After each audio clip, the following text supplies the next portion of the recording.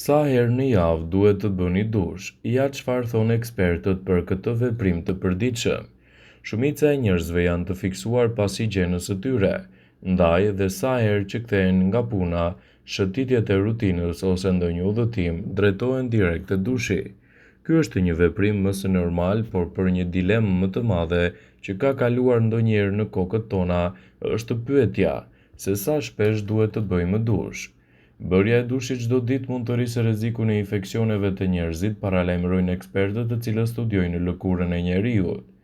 Dozat e tepërta të dushit ose larjes mund të zvogëlojnë hidratimin e lëkurës për shkak të problemeve që bëhen më të thella edhe për shkak të problemeve të plasarritjes ose lezioneve të ndryshme të lëkurës dhe infeksioneve, citon dr. Ellen Larson nga Universiteti Columbia.